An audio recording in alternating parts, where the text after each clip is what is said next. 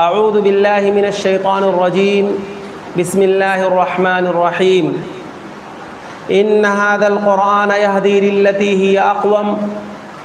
ويبشر المؤمنين الذين يعملون الصالحات ان لهم اجرا كبيرا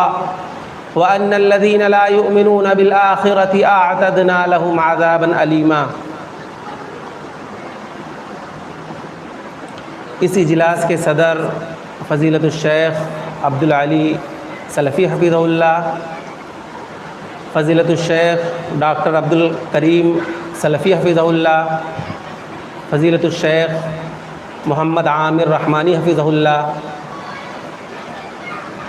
دیگر سامعین و حاضرین، پردہ نشین خواتین اسلام، ہر طرح کی تعریف، حمد و ثنا، بڑائی، بزرگی، عظمت و کبریائی اس اللہ رب العزت کے لیے لائق و زیبا ہے جو تنہا اس پوری کائنات کا خالق، مالک، مربی اور پالنہار ہے، جس نے ہمیں اس دنیا کے اندر پیدا کیا اور پیدا کرنے کے بعد یوں ہی بیکار نہیں چھوڑا، بلکہ ہماری رشد و ہدایت کے لیے انبیاء کرام کا ایک سلسلہ جاری کیا، جس کی آخری کڑی جناب محمد الرسول اللہ صلی اللہ علیہ وسلم ہے۔ بعدہ انگنت لا تعداد بے شمار درود و سلام نازل ہوں اللہ رب العالمین کے بھیجے ہوئے تمام انبیاء علیہم الصلاۃ والتسلیم پر، خصوصاً اللہ کے آخری نبی جناب محمد الرسول اللہ صلی اللہ علیہ وسلم پر۔ معزز حاضرین، جیسا کہ ابھی آپ نے سنا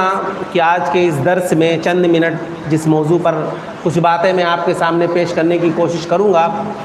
وہ ہے قرآن کریم مصائب و مشکلات کا حل۔ اسی حوالے سے سورہ بنی اسرائیل کی 2 آیتوں کی میں نے تلاوت کی ہے۔ آئیے سب سے پہلے اس کا ترجمہ دیکھتے ہیں۔ اللہ رب العالمین نے ارشاد فرمایا کہ ان ھذا القرآن یہدی للتی ہی اقوم، کہ قرآن مجید اس راستے کی طرف رہنمائی کرتا ہے جو سب سے سچا اور سیدھا راستہ ہے۔ وَيُبَشِّرُ الْمُؤْمِنِينَ الَّذِينَ يَعْمَلُونَ الصَّالِحَاتِ أَنَّ لَهُمْ أَجْرًا كَبِيرًا، اور قرآن مجید ان مومنوں کو بشارت دیتا ہے جو عمل صالح کرتے ہیں کہ اللہ رب العالمین نے ان کے لیے بہت بڑا اجر تیار کر رکھا ہے۔ وَأَنَّ الَّذِينَ لَا يُؤْمِنُونَ بِالْآخِرَةِ أَعْتَدْنَا لَهُمْ عَذَابًا أَلِيمًا، اور قرآن مجید ان لوگوں کو متنبہ کر رہا ہے جو آخرت کے دن پر ایمان نہیں رکھتے کہ ان کے لیے دردناک عذاب تیار کیا گیا ہے۔ حاضرین گرامی، قرآن مجید کیا ہے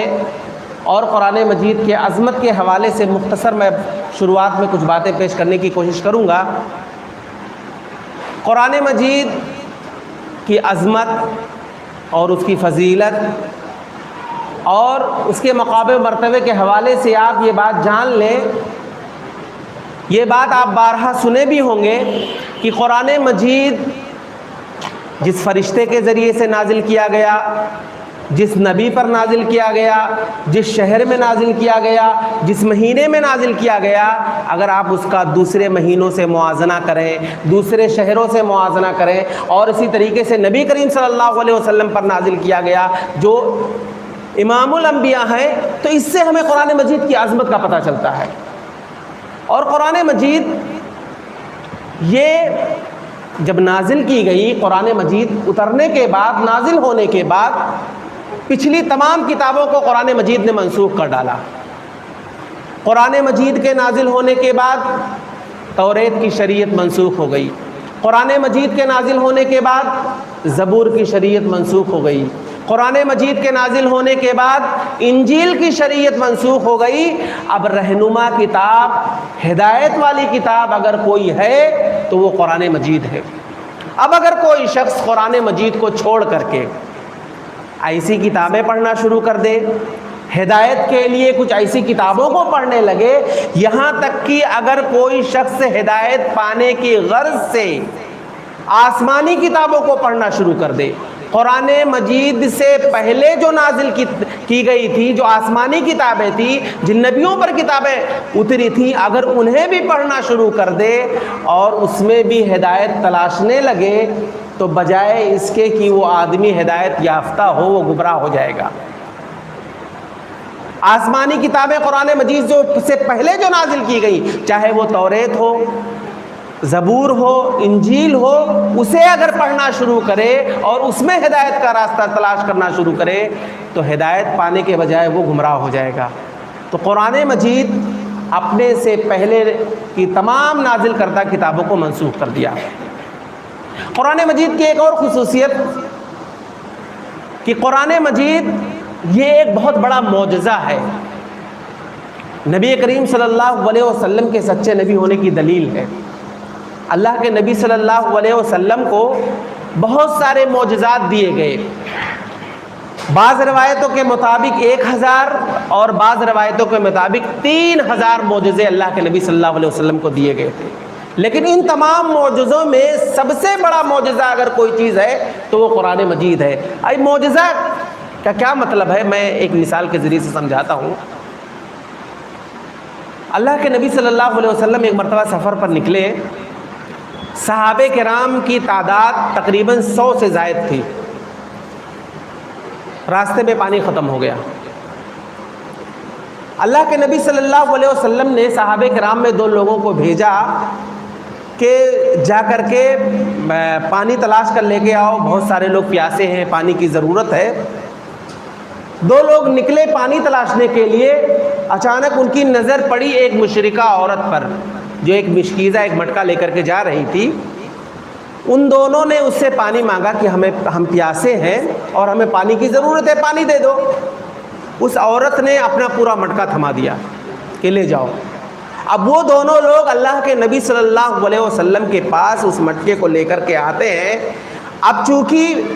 پانی تھوڑا ہی سا ہے اور پینے والوں کی تعداد بہت زیادہ ہے، پیاسے ہیں، بعض لوگوں کو نہانے کی بھی ضرورت ہے، کپڑا دھلنے کی بھی ضرورت ہے اور پینا بھی ہے، سب سے اصل چیز تو پیاسے ہیں۔ اللہ کے نبی صلی اللہ علیہ وسلم نے اس موقع پر اپنی انگلی مبارک کو اس مٹکے کے اندر ڈالا اور آپ صلی اللہ علیہ وسلم کے انگلی سے ایسا چشمہ پھوٹا اور اس قدر پانی نکلا کہ اللہ کے نبی صلی اللہ علیہ وسلم اس وقت موجود تمام صحابہ کرام کو آپ نے کہا کہ جسے پینا ہے وہ پی لے، جسے غسل کی ضرورت ہے وہ غسل کر لے، جسے نہانا ہے نہا لے، جسے اسٹور کرنا ہے اسٹور کر لے، جس کو کپڑا دھلنا ہے دھل لے۔ راوی حدیث بیان کرتے ہیں کہ تقریباً 100 سے زائد صحابہ کرام تھے، سب لوگوں نے پانی کو بھی پیا اور جن کو جیسی ضرورت تھی پانی کا استعمال کیا، لیکن ذرہ برابر اس مٹکے کے اندر پانی میں کمی نہیں آئی، ذرہ برابر کمی نہیں آئی۔ اور پھر آخر میں اللہ کے نبی صلی اللہ علیہ وسلم نے جب دیکھا سارے صحابہ کرام جتنے تھے سب کی ضروریات پوری ہو گئی، تو اللہ کے نبی صلی اللہ علیہ وسلم نے اس بھرے ہوئے مٹکے کو اس عورت کے حوالے کر دیا۔ جب وہ جانے لگی تو اللہ کے نبی صلی اللہ علیہ وسلم نے صحابہ کرام سے کہا اس کی اجرت اسے دے دو، عین وقت پہ تم پیاسے تھے، تمہیں پانی کی ضرورت تھی، اس عورت نے پانی دیا۔ صحابہ کرام میں جس کے پاس ستو کا آٹا تھا، کسی کے پاس کھجور تھا، جس کے پاس جو کچھ تھا وہ دے کر کے اسے روانہ کر دیا، وہ بہت زیادہ خوش ہو گئی۔ مختصر یہ کہنا میں یہ چاہتا ہوں، معجزہ بتانے کے لیے میں نے یہ واقعہ بتایا۔ بعد وہ عورت اپنے گاؤں جاتی ہے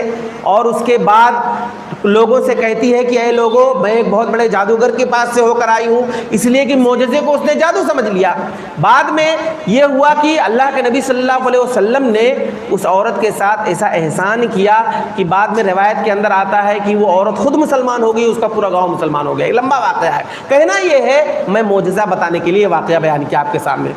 کہ معجزہ کسے کہتے ہیں۔ پانی مختصر اور اس کے اندر ایسا برکت، اس طریقے سے برکت ہوا کہ مطلب 100 سے زائد لوگوں نے اس طرح سے اس پانی کا استعمال کیا۔ تو معجزات یہ اللہ رب العالمین نے نبی کریم صلی اللہ علیہ وسلم کے ذریعے سے دکھلایا۔ تو یہ قرآن مجید یہ سب سے بڑا معجزہ ہے کفار مکہ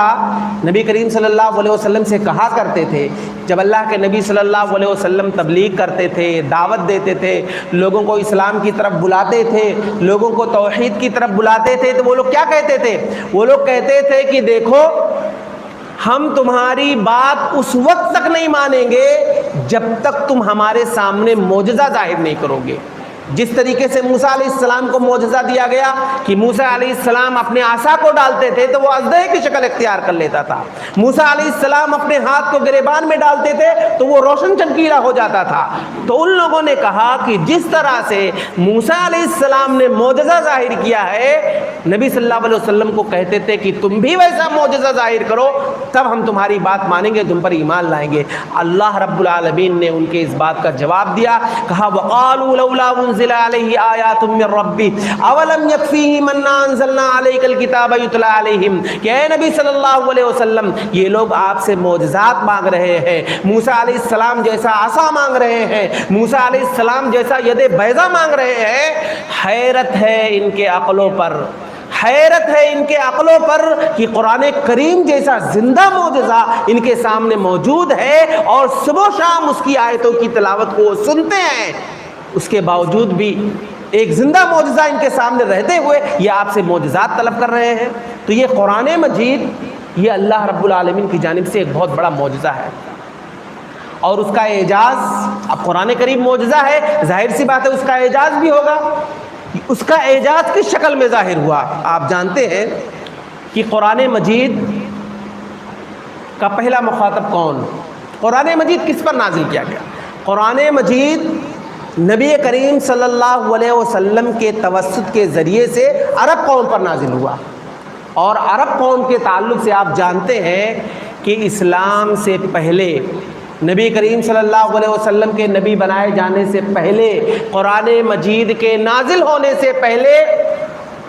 عرب قوم یہ دنیا کی سب سے ان پڑھ قوم، دنیا کی سب سے بدو قوم، دنیا کی سب سے جاہل اور دنیا کی سب سے غیر متمدن قوم مانی جاتی تھی۔ یہاں تک کہ لوگ یہ کہتے تھے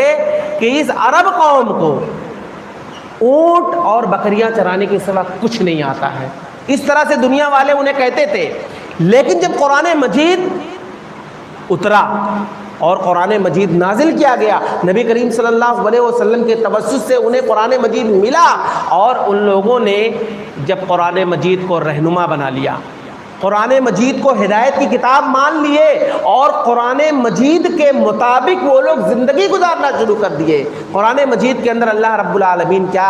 حکم دیا ہے، قرآن کریم میں اللہ رب العالمین نے کن باتوں سے منع کیا ہے، قرآن مجید کو جب ان لوگوں نے پڑھنا شروع کیا اور قرآن مجید کے مطابق انہوں نے اپنی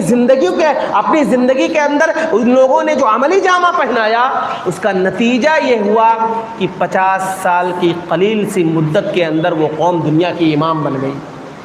ایک دور وہ تھا کہ وہ لوگ اونٹ اور بکریاں چرانے کے حیثیت سے وہ قوم جانی جاتی تھی، لیکن جب ان لوگوں نے قرآن مجید کو رہنما بنایا اور قرآن مجید کے مطابق زندگی گزارنے لگے تو وہ قوم دنیا کی امام بن گئی۔ اور یہی نہیں بلکہ اس دور میں نبی کریم صلی اللہ علیہ وسلم نے مدینہ کے اندر جو اسلامی ریاست آپ نے قائم کیا تھا، اور اس وقت جو مدینہ کا ماحول تھا اور مدینہ کے جو حالات تھے، اگر اس زندگی کو دیکھا جائے اور اس کے بعد سے لے کر کے اب تک کی زندگی اور اب تک کے سارے حالات کو دیکھا جائے تو آج کے بھی انصاف پسند غیر مسلم بھی یہ بات کہتے ہیں کہ وہ دور جس وقت نبی کریم صلی اللہ علیہ وسلم نے اسلامی ریاست مدینہ کے اندر قائم کیا تھا قرآن مجید کے مطابق، ویسے اچھے دن نہ اس دور میں ہے نہ قیامت تک ویسے دن دیکھے جا سکتے ہیں جو دن اللہ کے نبی صلی اللہ علیہ وسلم کے دور میں تھا، جو قرآن مجید کے مطابق اللہ کے نبی صلی اللہ علیہ وسلم نے وہ پورا ماحول بنایا تھا۔ کہنا یہ ہے کہ قرآن مجید کے مطابق صحابہ کرام نے جو زندگیاں گزاری اور انہوں نے اپنے اندر اپنے قرآن مجید کے جو احکامات ہیں اس پر عمل کیا، اللہ رب العالمین نے ان کی زندگی کو تبدیل کر دیا۔ اور آپ دیکھیں قرآن مجید کب نازل کیا گیا؟ 1400 سال پہلے۔ اگر آپ آج بھی اس وقت قرآن مجید کو پر غور کریں گے یا قرآن مجید کو ترجمے کے ساتھ پڑھیں گے یا قرآن مجید کا آپ مطالعہ کریں گے، قرآن مجید کو آپ سمجھنے کی کوشش کریں گے، تو آپ کو ایسا لگے گا کہ قرآن مجید آج کے حالات، آج کے دور میں آج نازل ہوا ہے۔ یعنی قرآن مجید کو آپ پڑھیں گے تو قرآن مجید نازل ہوا 1400 سال پہلے، لیکن موجودہ حالات اور مشکلات میں اگر آپ قرآن مجید کے اندر قرآن مجید کو کھول کر کے آپ اسے پڑھیں گے یا اس کو سمجھنے کی کوشش کریں گے تو ایسا لگے گا کہ قرآن مجید آج کے حالات سے بحث کر رہا ہے۔ بس شرط یہ ہے کہ قرآن مجید کو آپ اچھے سے سمجھ کر پڑھنے کی کوشش کریں۔ آپ دیکھیے قرآن مجید جس دور میں نازل ہوا، جس وقت نازل ہوا، اس وقت دنیا کی حالت کیسی تھی اور آج دنیا کی حالت کیسی ہے کہ اگر اس دور کا کوئی آدمی جو 1400 سال پہلے جس کا انتقال ہو گیا ہے، اگر اس دور میں اسے زندہ کر دیا جائے تو وہ اچنبے میں رہے گا کہ کیا یہ وہی دنیا ہے جس میں میں نے بھی زندگی گزاری ہے؟ یعنی دنیا اتنی بدل گئی ہے، دنیا اتنی ترقی کر گئی ہے، لیکن واللہ اگر آپ آج کے اس وقت میں قرآن مجید کو غور سے پڑھو گے، قرآن مجید پر آپ تدبر کریں گے، دھیان سے پڑھیں گے، تو ایسا لگے گا کہ قرآن مجید آج کے حالات سے بحث کر رہا ہے۔ اور یقیناً اگر ہم قرآن مجید کی عظمت کو کما حقہ سمجھنا چاہتے ہیں تو ہمیں پہلے قرآن مجید کو سمجھنا ہوگا۔ قرآن مجید ہے کیا، اس کی خصوصیات کیا ہے، قرآن مجید کے اندر پائے جانے والے کمالات کیا ہیں، یہ وہی شخص سمجھ سکتا ہے جو قرآن مجید کو سمجھتا ہو۔ اور اگر کوئی شخص یہ کہے کہ بس قرآن مجید جو نازل کیا گیا اور قرآن مجید ہمارے سامنے ہے، رکھا ہے اور ہم اس کو کبھی کبھار پڑھ لیا کریں گے یا سال بھر میں ایک مرتبہ، جیسے رمضان آنے والا ہے تو ہم قرآن مجید کو اٹھائیں گے ایک مہینے کے لیے، اس کی تلاوت کریں گے، چند آیتیں پڑھ لیں گے یا اسی طریقے سے ایک پارہ دو پارہ پڑھ لیے، یا ہو سکتا ہے کہ پورے رمضان کے اندر ایک قرآن مکمل کر لیے، لیکن ہم کو نہیں سمجھ میں آئے گا کہ ہے کیا۔ ہاں آپ کو ثواب ضرور مل جائے گا، ایک حرف پر 10 نیکیاں آپ کو ضرور مل جائیں گی، لیکن قرآن مجید کے نازل ہونے کا مقصد آپ کو نہیں سمجھ میں آئے گا۔ قرآن مجید اللہ نے کیوں نازل کیا؟ تو جب آپ کے اندر قرآن مجید پڑھنے کے بعد تبدیلی ہی نہیں آ رہی ہے، آپ کی زندگیوں کے اندر کوئی چینجنگ نہیں آ رہی ہے، تو پھر قرآن مجید پڑھنے کا کوئی فائدہ نہیں ہے۔ اللہ کے نبی صلی اللہ علیہ وسلم قرآن مجید کو پڑھتے تھے اور آپ تو سمجھتے ہی تھے۔ کسی نے کہا اللہ کے نبی صلی اللہ علیہ وسلم سے کہ اللہ کے نبی صلی اللہ علیہ وسلم آپ کی عمر مبارک تو اتنی زیادہ نہیں ہے، لیکن آپ کے سر کے اور داڑھی کے کچھ بال سفید نظر آ رہے ہیں۔ اللہ کے نبی صلی اللہ علیہ وسلم نے کہا شیبتنی ہود، مجھے سورہ ہود نے بوڑھا کر دیا۔ اللہ کے نبی صلی اللہ علیہ وسلم قرآن مجید کی تلاوت کر رہے ہیں، سورہ ہود کی تلاوت کر رہے ہیں، اور آپ کہہ رہے ہیں کہ سورہ ہود اور اس کی بہنوں نے مجھے بوڑھا کر دیا۔ یعنی اللہ کے نبی صلی اللہ علیہ وسلم کی زندگی کے اندر تبدیلی آ رہی ہے۔ آپ قرآن مجید کو پڑھ رہے ہیں، بوڑھے ہوتے جا رہے ہیں، لیکن ہم قرآن مجید کو پڑھتے ہیں، ہماری زندگی کے اندر کوئی تبدیلی نہیں آتی، قرآن مجید کا کوئی اثر ہم پر ہو ہی نہیں رہا ہے۔ وجہ کیا ہے؟ وجہ یہ ہے کہ ہم نے قرآن مجید کو سمجھا ہی نہیں۔ قرآن مجید کیوں اللہ نے نازل کیا ہے اس کو ہم نے سمجھا ہی نہیں۔ قرآن مجید ہم سے کیا چاہتا ہے؟ قرآن مجید ابھی سورہ فاتحہ ہی کو لے لیجئے، سورہ فاتحہ کے اندر کیا ہے؟ سورہ فاتحہ کا ترجمہ، سورہ فاتحہ کی تفسیر ہمیں نہیں پتہ ہے، ہم کو نہیں معلوم ہے، اسی لیے ہمارے اندر تبدیلی نہیں آ رہی ہے۔ اللہ کے نبی صلی اللہ علیہ وسلم قرآن مجید کو پڑھ رہے ہیں اور بوڑھے ہوتے جا رہے ہیں۔ تو قرآن مجید پر تدبر کرنا، قرآن مجید میں غور کرنا، اسے سمجھ کر پڑھنا بہت ضروری ہے، تب ہم قرآن مجید کی عظمت کو سمجھ پائیں گے۔ ایک تابعی گزرے ہیں جن کا نام ہے احنف بن قیس رحمہ اللہ، یہ قرآن مجید کو پڑھ رہے تھے، تلاوت کرتے تھے، قرآن مجید کے معنی و مفہوم کو سمجھتے تھے۔ جب ان کے سامنے قرآن مجید کی آیت کریمہ گزری کہ لقد انزلنا الیکم کتابا فیہ ذکرکم افلا تعقلون، کہ اللہ رب العالمین نے تمہارے لیے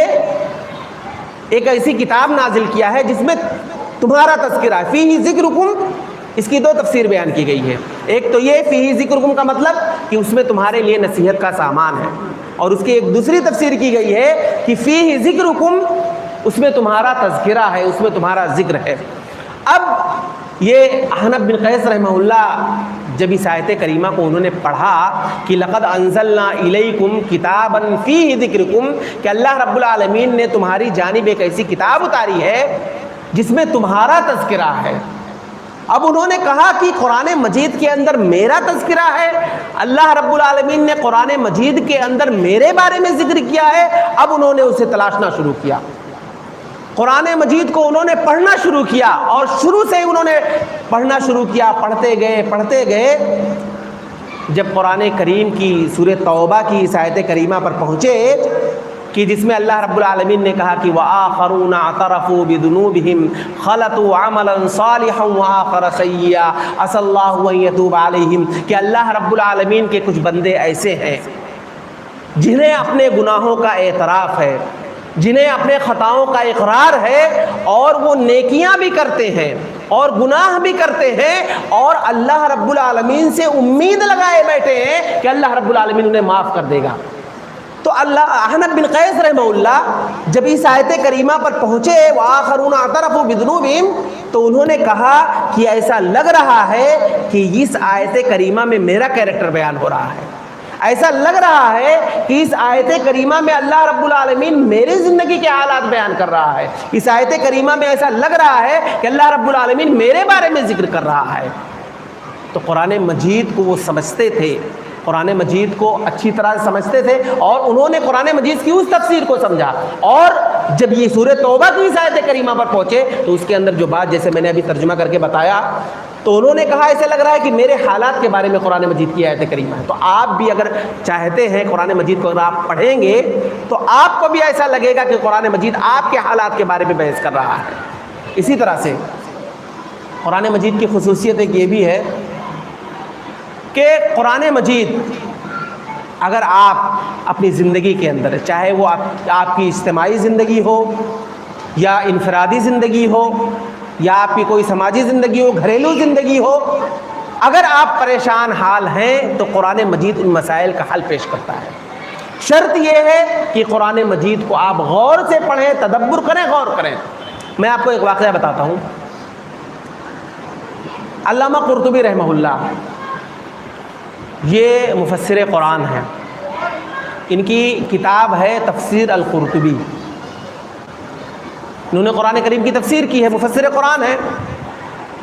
انہوں نے اس تفسیر کے مقدمے کے اندر اپنا ایک واقعہ ذکر کیا ہے، اور واقعہ یہ ہے کہ وہ بیان کرتے ہیں کہ میں اس دور کا تھا، یعنی علامہ قرطبی کہتے ہیں کہ میں اس دور کا تھا، نہیں بغداد میں جس وقت وہاں کے حالات بہت زیادہ خراب تھے، اور اس وقت بغداد کے مسلمانوں پر جب تاتاری قوم نے حملہ کیا اور پھر ان کا خون بہایا، ان کا قتل عام کیا، بہت ہی مشہور واقعہ ہے، آپ بارہا سنے ہوں گے۔ تو کہتے ہیں علامہ قرطبی رحمہ اللہ علیہ کہ میں بھی اسی دور کا تھا جس وقت یہ لوگ تاتاری قوم کے لوگ مسلمانوں پر حملہ کر رہے تھے، انہیں تلوار سے کاٹ رہے تھے، انہیں ان کا قتل عام کر رہے تھے۔ کہتے ہیں کہ ایک مرتبہ میں اپنے گھر سے نکلا، کہتے ہیں جیسے ہی میں باہر نکلا وہاں کے لوگوں کو پتہ چل گیا کہ میں مسلمان ہوں، تو تاتاری قوم کے دو لوگ میرا پیچھا کرنے لگے، اور ایسے ہی نہیں بلکہ تلوار لے کر کے میرا پیچھا کرنا شروع کیے۔ کہتے ہیں جیسے ہی میں گھر سے باہر نکلا اور میرے پیچھے تلوار لے کر کے وہ لوگ آ گئے، کہتے ہیں کہ میں پریشان، اب میرے سمجھ میں نہیں آ رہا تھا کہ میں اس وقت کیا کروں۔ کہتے ہیں کہ جب میں یہ دیکھا کہ یہ لوگ ابھی اسی تلوار کے ذریعے سے مجھ پر حملہ کر دیں گے، کہتے ہیں کہ میں بھاگنا شروع کیا، اپنی جان بچانے کے لیے میں بھاگنا شروع کیا۔ جب تک میرے اندر طاقت تھی، جب تک میرے اندر سکت تھی، جب تک میرے اندر ہمت تھی، کہتے ہیں کہ میں بھاگتا گیا۔ کہتے ہیں جب میری ہمت جواب دے گئی اور میرے اندر سے طاقت ختم ہو چکی کہ اب میں نہیں بھاگ پاؤں گا، کہتے ہیں کہ میں وہیں ایک جگہ پر بیٹھ گیا، اور جیسے ہی بیٹھا میں قرآن مجید کی آیت کریمہ پڑھنے لگا، وَجَعَلْنَا مِن بَيْنِ أَيْدِيهِمْ سَدًّا وَمِنْ خَلْفِهِمْ سَدًّا فَأَغْشَيْنَاهُمْ فَهُمْ لَا يُبْصِرُونَ، کہ ہم نے ان کے سامنے رکاوٹ پیدا کر دی، دائیں جانب ہم نے ان کے رکاوٹ پیدا کر دی، بائیں جانب ہم نے ان کی جانب رکاوٹ پیدا کر دی، اور ہم نے انہیں اندھا کر دیا، یہ لوگ دیکھ نہیں سکتے ہیں۔ کہتے ہیں کہ علامہ قرطبی کہتے ہیں کہ جیسے ہی میں یہ آیت کریمہ کا ورد کرنے لگا, یہ آیت کریمہ کو پڑھنے لگا, اور پڑھ کر کے جیسے ہی بیٹھا, اور میری کہتے ہیں کہ میں حیران ہوں, میں دیکھ رہا ہوں کہ ایک تاتاری قوم کے دو لوگ جو تلوار لے کر کے میرا پیچھا کر رہے تھے, ایک میرے دائیں جانب سے گزر گیا اور ایک میرے بائیں جانب سے گزر گیا, ان کی نظر مجھ تک پڑی ہی نہیں, اور میں صحیح سلامت گھر پر واپس آ گیا.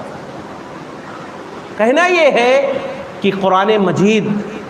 کہ وہ مفسر تھے, کوئی معمولی عالم نہیں, وہ مفسر قرآن ہے علامہ قرطبی رحمہ اللہ علیہ. کہنا یہ ہے کہ انہوں نے قرآن مجید کو اچھی طرح سے پڑھا, قرآن مجید کو سمجھا, اور اسی طریقے سے جب ان کے اوپر آفت اور مصیبت آئی, پریشانی میں آئے, قرآن کریم کے ذریعے سے انہوں نے اللہ سے مدد مانگی, اور پھر اللہ رب العالمین نے ان کی مدد کی. وہ ایسا علامہ قرطبی کہتے ہیں ایسے لگ رہا ہے کہ وہ اندھے ہو گئے, مجھے دیکھ ہی نہیں پائے اور میں بچ گیا, وہ لوگ نہیں مار پائے مجھے. تو قرآن مجید اگر آپ پریشان حال ہیں, چاہے آپ کی وہ اجتماعی زندگی ہو یا اسی طریقے سے انفرادی زندگی ہو یا گھریلو زندگی ہو, آپ تجارت سے پریشان ہیں, آپ اپنے بزنس سے پریشان ہیں, آپ قرآن مجید کو پڑھیں, سمجھ کر کے پڑھیں, اور قرآن مجید کے مطابق زندگی گزارنے کی کوشش کریں, آپ کے سارے مسائل حل پہ ہو جائیں گے. شرط یہ ہے کہ قرآن مجید کو آپ سمجھ کر کے پڑھیں. اسی طرح سے قرآن مجید جو نازل کیا گیا,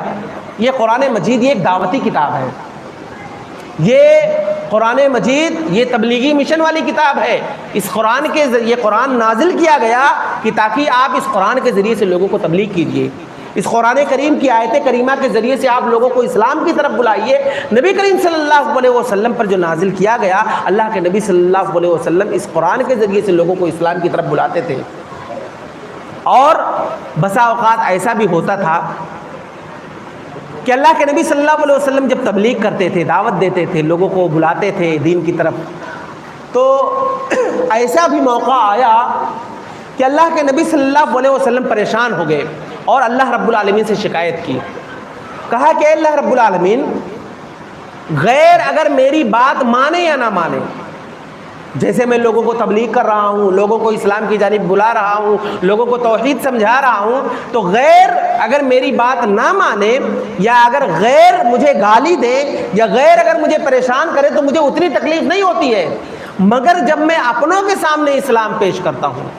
میں اپنوں کو اسلام کی جانب بلاتا ہوں, قرآن کے تعلق سے میں اپنے لوگوں کو سمجھاتا ہوں, قرآن کی بات بتاتا ہوں اور توحید اور اسلام کی جانب لوگوں کو بلاتا ہوں, تو یہ اپنے جو میرے رشتہ دار ہیں,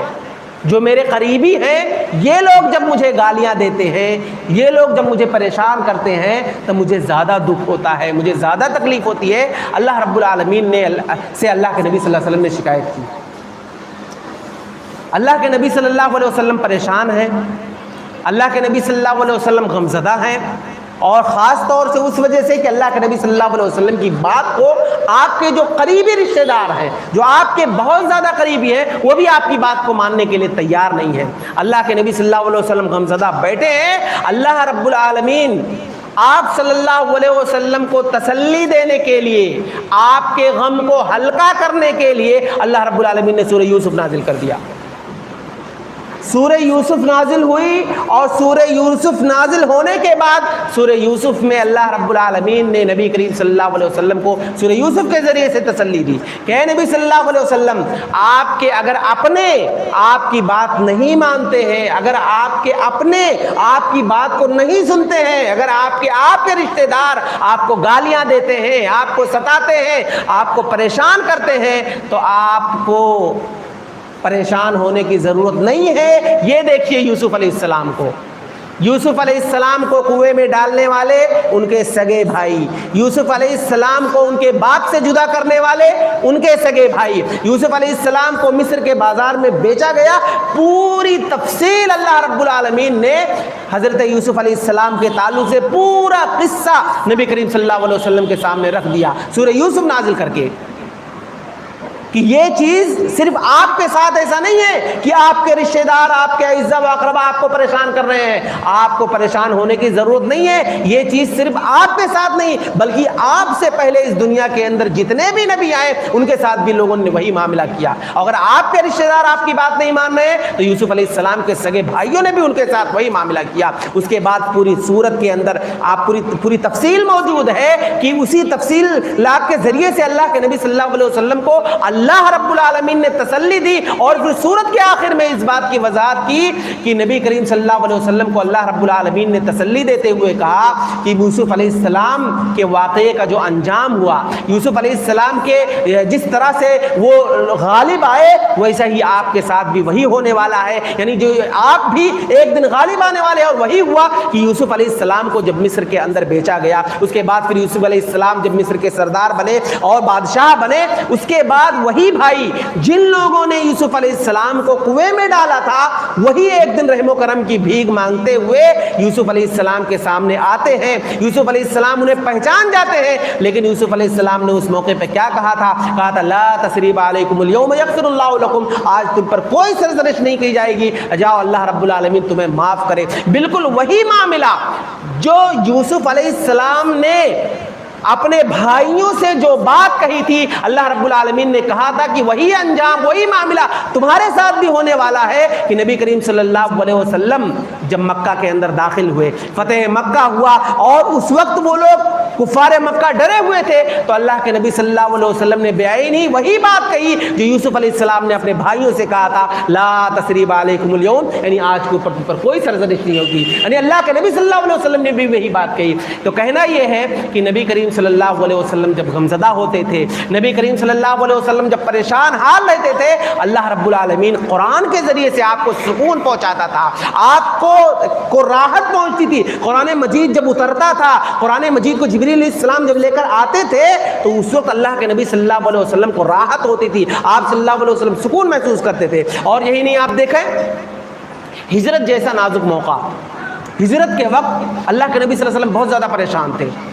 مکہ سے مدینہ جانا ہے، کیسے جانا ہے، اور پھر اس کے بعد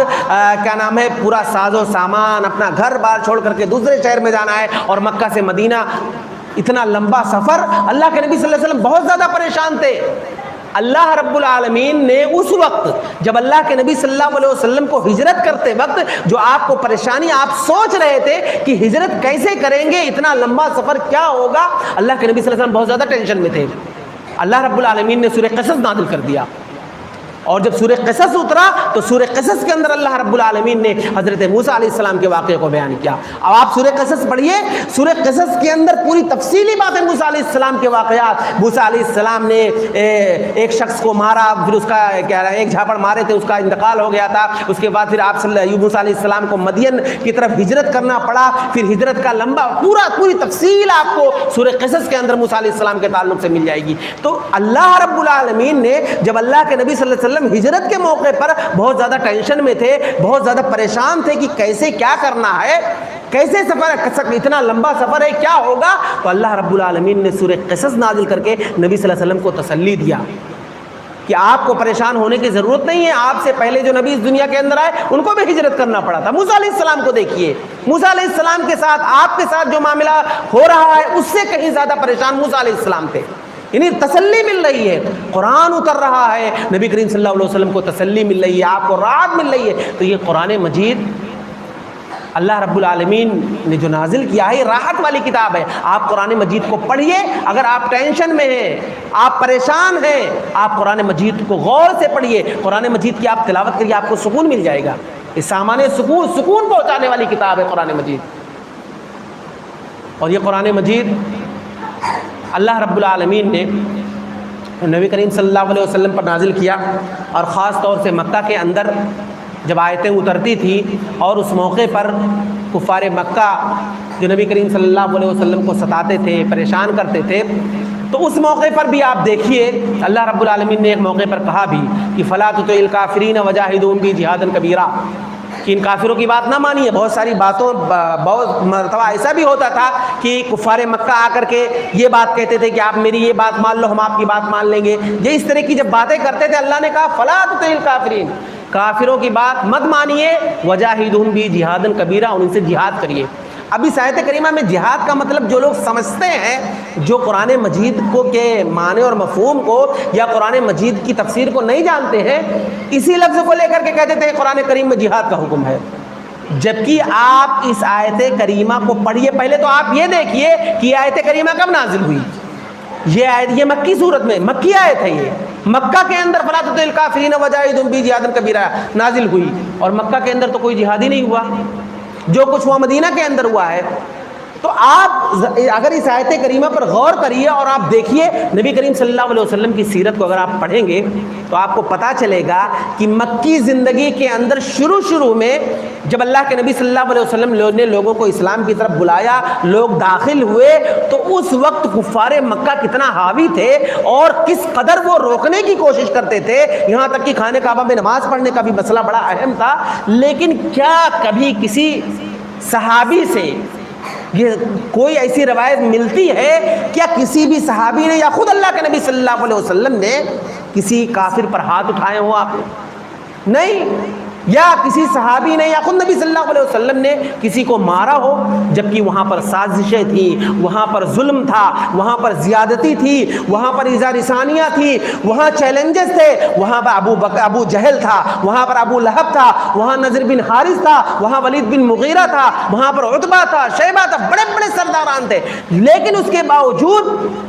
نہ کسی صحابی نے یا اسی طریقے سے نہ ہی اللہ کے نبی صلی اللہ علیہ وسلم نے کسی پر ہاتھ اٹھایا۔ مکی آیت ہے، اور وجاہدہم بہ جہادا کبیرا سے مراد یہ ہے کہ آپ دعوت و تبلیغ کریے۔ اس آیت کریمہ کی یہی اصل تفسیر ہے کہ آپ کافروں کی بات نہ مانیے اور اس قرآن کریم کے ذریعے سے آپ انہیں تبلیغ کیجیے۔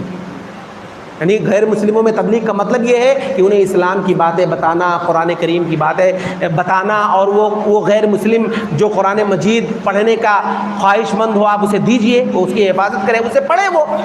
تو وجاہدہم بہ جہادا کبیرا، یعنی آپ غیر مسلموں میں آپ دعوت کا کام کیجیے، اور اللہ کے نبی صلی اللہ علیہ وسلم مکہ کے اندر وہی کام کرتے تھے۔ آپ دیکھیے، میں آپ کو ایک واقعہ بتاتا ہوں۔ اللہ کے نبی صلی اللہ علیہ وسلم تبلیغ جب کر رہے تھے اور بہت سارے لوگ اسلام کے اندر داخل ہو گئے، تو مکہ والوں نے ایک پلان بنایا، اور وہ پلان یہ تھا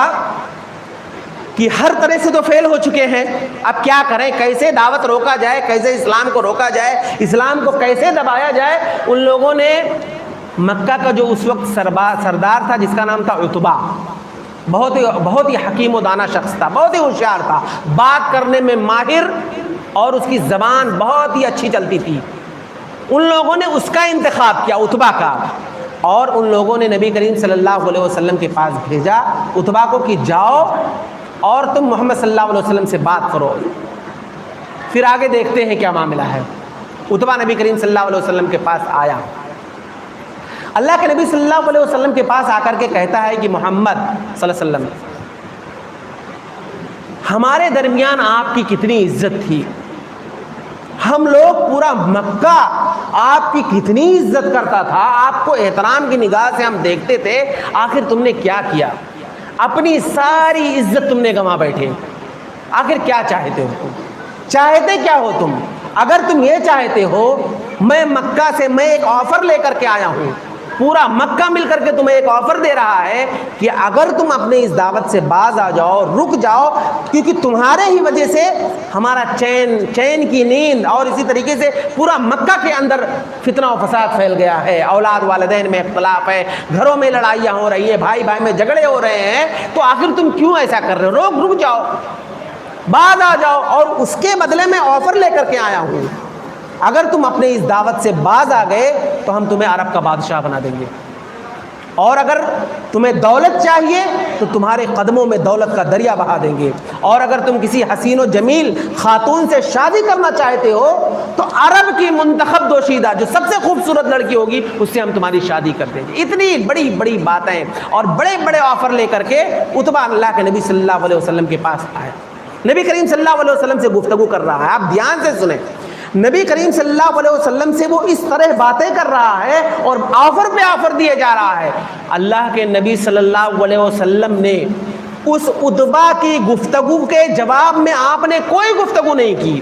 عتبہ جو اتنی لمبی چوڑی تقریر نبی کریم صلی اللہ علیہ وسلم کے سامنے کر رہا تھا، اللہ کے نبی صلی اللہ علیہ وسلم خاموشی سے اس کا جواب سن رہے، اس کی تقریر سن رہے تھے، اس کی بات کو اللہ کے نبی صلی اللہ علیہ وسلم خاموشی سے سن رہے تھے۔ آپ نے نہ اس کی گفتگو کا جواب اپنے گفتگو سے دیا، نہ اس کی تقریر کے ذریعے سے اللہ کے نبی صلی اللہ علیہ وسلم نے اپنی تقریر کے ذریعے سے جواب دیا۔ آپ ایک دم خاموش تھے۔ جب وہ ساری باتیں کہہ چکا تو اللہ کے نبی صلی اللہ علیہ وسلم نے کہا، ہو گئی تمہاری بات؟ اس نے کہا کہ ہاں میری بات مکمل ہو چکی ہے۔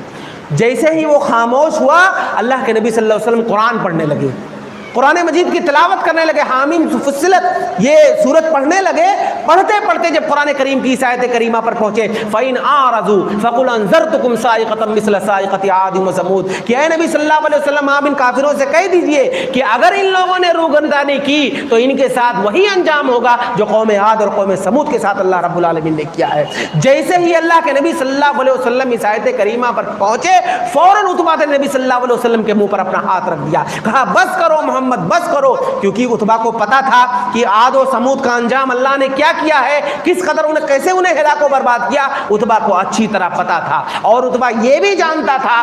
کہ اللہ کے نبی صلی اللہ علیہ وسلم جو بات کہہ رہے ہیں وہ ہو کر رہے گی، اس لیے اس آیت کریمہ پر جیسے پہنچے ویسے منہ پر اپنا ہاتھ نبی صلی اللہ علیہ وسلم کے منہ پر رکھ دیا، خاموش ہو کر کے اپنے سر کو جھکایا اور وہاں سے چلتا بنا۔ قوم کے لوگ انتظار میں بیٹھے تھے کہ عتبہ تو بڑا ہی چالاک بادشاہ سردار ہے اور بڑا ہی سمجھدار ہے، حکیم و دانا، کوئی نہ کوئی رزلٹ تو یہ ضرور لے کر کے آئے گا۔ اب عتبہ وہاں سے اپنے سر جھکاتے ہوئے جب اپنے قوم والوں کے پاس گیا، لوگ اس کا انتظار کر رہے تھے یہ سوچ کر کے کہ ابھی کوئی نہ کوئی اچھا رزلٹ تو آئے گا، اس سے سوال کر رہے ہیں، اس کے پاس کوئی جواب نہیں۔ لوگ کہنے لگے دیکھو عتبہ محمد کا جادو اس پر بھی چل گیا ہے۔ کہنا یہ ہے کہ اللہ کے نبی صلی اللہ علیہ وسلم نے مکہ کے اندر عتبہ سے لڑائی کی، عتبہ سے جھگڑا کیا،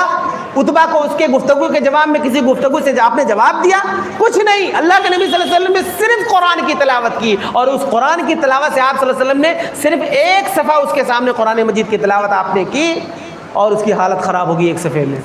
کہنا یہ ہے کہ قرآن مجید یہ اگر آپ کسی مشکلات میں آپ پھنسے ہیں یا اسی طریقے سے دشمن آپ پر حملہ کرنا چاہتا ہے تو آپ قرآن مجید کو ہتھیار بنائیے، قرآن مجید یہ آپ کی دفاع کرے گا آپ کا۔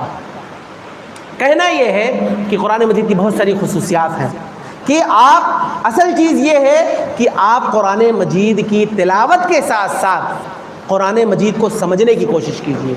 قرآن مجید کو اللہ رب العالمین نے کیوں نازل کیا ہے، اس کا مقصد کیا ہے، آپ قرآن مجید کو سمجھنے کی کوشش کیجئے، تب آپ کی زندگیوں میں بھی تبدیلی آئے گی، اور اسی طریقے سے آپ کے جو مسائل ہیں، آپ جس مشکلات میں پھنسے ہوئے ہیں اور جو بھی چیزیں ہیں، اس قرآن کریم کے ذریعے سے اللہ رب العالمین ان ساری چیزوں کو دور کرے گا۔ لیکن اگر آپ قرآن مجید کے مطابق آپ زندگی نہیں گزاریں، آپ قرآن مجید کو سمجھ بھی رہے ہیں اور اسی طریقے سے آپ جانتے ہیں کہ قرآن مجید ہم سے کیا چاہتا ہے، تو آپ یہ بات جان لیں کہ اللہ رب العالمین دنیا کے اندر بھی رسوا کرے گا اور آخرت میں بھی اللہ رب العالمین رسوا کرے گا۔ آپ دیکھیے کہ اللہ کے نبی صلی اللہ علیہ وسلم بیان فرماتے ہیں کہ ان اللہ یرفع بہذا الکتاب اقواما ویضع بہ الآخرین، کہ اللہ رب العالمین اسی قرآن مجید کے ذریعے سے ایک قوم کو بلندی عطا کرتا ہے،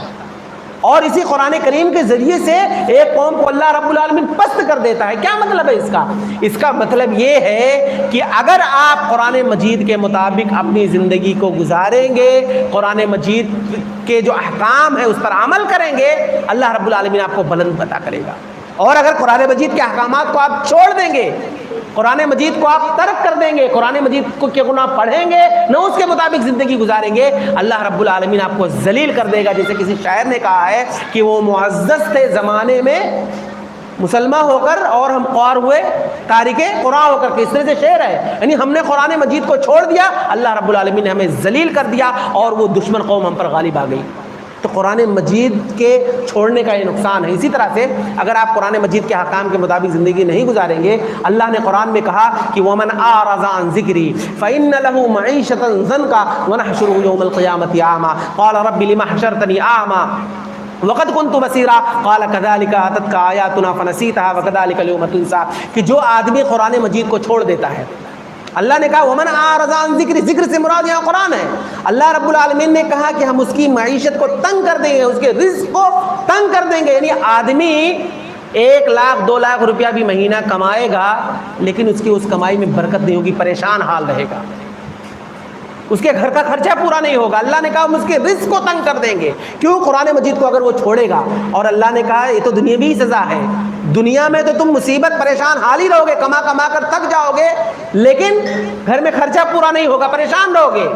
اور دوسری سزا کیا ہے؟ اللہ نے کہا وَنَحْشُرُهُ يَوْمَ الْقِيَامَةِ أَعْمَىٰ، قیامت کے دن ہم اسے اندھا اٹھائیں گے. دوبارہ جب اٹھیں گے لوگ تو اس کے پاس آنکھ نہیں رہے گا، اندھا رہے گا، نہیں دکھائی دے گا. وہ اللہ رب العالمین سے کہے گا لِمَ حَشَرْتَنِي أَعْمَىٰ وَقَدْ كُنتُ بَصِيرًا، کہ اللہ رب العالمین تو نے مجھے اندھا اٹھایا جبکہ میں دنیا کے اندر جب تھا تو میرے پاس آنکھیں تھی، دیکھتا تھا، تو آج تو نے مجھے اندھا کر دیا، کیوں؟ اللہ رب العالمین کہے گا أَتَتْكَ آيَاتُنَا فَنَسِيتَهَا وَكَذَلِكَ الْيَوْمَ تُنسَىٰ، تو نے میرے قرآن کو بھلا دیا، تو نے میرے ذکر کو دنیا کے اندر بھلا دیا تھا، قرآن کے مطابق تو زندگی نہیں گزارتا تھا، اپنی منمانی سے زندگی گزارتا تھا، تو اس کی سزا یہی ہے کہ آخرت میں اللہ نے تجھ کو اندھا کر دیا. تو قرآن کریم کے مطابق جو زندگی نہیں گزارے گا اللہ رب العالمین اس کو اندھا کر دے گا. اسی طرح سے آپ دیکھیے کہ اللہ رب العالمین نے ایک مقام پر اور کہا اب دنیاوی نقصان. دیکھیں دنیا کے اندر قرآن کو اگر آپ چھوڑ دیں گے، قرآن کے مطابق زندگی نہیں گزاریں گے، اللہ نے کہا وَمَن يَعْشُ عَن ذِكْرِ الرَّحْمَٰنِ نُقَيِّضْ لَهُ شَيْطَانًا فَهُوَ لَهُ قَرِينٌ وَإِنَّهُمْ لَيَصُدُّونَهُ عَنِ السَّبِيلِ وَيَحْسَبُونَ أَنَّهُمْ مُهْتَدُونَ. آدمی بظاہر تو ایسا لگ رہا ہے کہ وہ راہ راست پر ہے،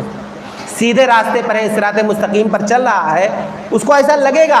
لیکن جس نے قرآن کریم کو چھوڑ دیا، قرآن مجید کے مطابق زندگی نہیں گزاری، اللہ نے کیا کہا کہ وَمَن يَعْشُ عَن ذِكْرِ الرَّحْمَٰنِ نُقَيِّضْ لَهُ شَيْطَانًا، اللہ رب العالمین اس آدمی کے ساتھ ایک شیطان مقرر کر دے گا، اس کا دوست بنا دے گا، اس کا ایک ساتھی بنا دے گا، اس کے ساتھ ایک شیطان چھوڑ دے گا. فَهُوَ لَهُ قَرِينٌ، اور وہ شیطان کیا کرے گا اس وقت؟ وَإِنَّهُمْ لَيَصُدُّونَهُمْ عَنِ السَّبِيلِ وَيَحْسَبُونَ أَنَّهُمْ مُهْتَدُونَ. وہ شیطان کیا کرے گا؟ جس کا ساتھی اللہ رب العالمین نے اسے بنا دیا ہے، اپنے اس ساتھی کو گمراہ کرے گا اور گمراہی کے راستے کی طرف رہنمائی کرے گا، اور جو سیدھا راستہ نہیں ہے اس کی طرف چلانے کے لیے اسے ابھارے گا. جب وہ اس پر چلے گا تو اس کا جو دوست ہوگا وہ کیا گمان کرے گا؟ وَيَحْسَبُونَ أَنَّهُمْ مُهْتَدُونَ، لگے گا کہ وہ صراط مستقیم پر ہے، ایسا لگے گا کہ وہ صراط مستقیم پر ہے، سیدھے راستے پر ہے، لیکن وہ بھٹکے ہوئے راستے پر اس کا شیطان، اس کا جو دوست ہوگا اس کو اس پر لگا دے گا. وجہ کیا ہے؟ قرآن کو چھوڑنے، یعنی قرآن کے مطابق زندگی نہیں گزاریں گے، قرآن میں ہم تدبر نہیں کریں گے، قرآن میں اگر ہم غور نہیں کریں گے تو اس کا نتیجہ یہ ہے کہ اللہ رب العالمین سے سیدھے راستے سے ہم بھٹک جائیں گے. تو یہ چند باتیں تھیں قرآن مجید کی عظمت اور اس کی خصوصیت کے حوالے سے کہ قرآن مجید یہ اللہ رب العالمین کی جانب سے جو نازل کردہ کتاب ہے، اور اللہ رب العالمین نے قرآن مجید کو کیوں نازل کیا، کس لیے نازل کیا، قرآن مجید کا مقصد کیا ہے، اسے ہمیں سمجھنے کی ضرورت ہے. تب ہماری زندگیوں کے اندر بھی تبدیلی آئے گی اور ہمارا معاشرہ بہتر معاشرہ بنے گا، ہمارا سماج بہتر سماج بنے گا. جس گھر کے اندر ہم رہیں گے وہ ہماری زندگی، ہماری اپنی زندگی، ہماری گھریلو زندگی اور اسی طریقے سے ہماری انفرادی زندگی کے اندر تبدیلیاں آئیں گی اور ماحول خوشگوار ہوگا جب ہم قرآن مجید کو مضبوطی سے پکڑیں، اس کے مطابق عمل کریں اور اس میں جو کچھ بتایا گیا ہے اس کے مطابق زندگی گزاریں گے تو فائدے ہی فائدے آپ کو ملیں گے، دنیا میں بھی فائدے ملیں گے اور آخرت میں اس کا بدلہ تو جنت ہی ہے. اللہ رب العالمین سے دعا ہے کہ اللہ رب العالمین ہم تمام لوگوں کو قرآن کریم کے مطابق زندگی گزارنے کی توفیق عطا فرمائے. آمین. وآخر دعوانا الحمدللہ رب العالمین.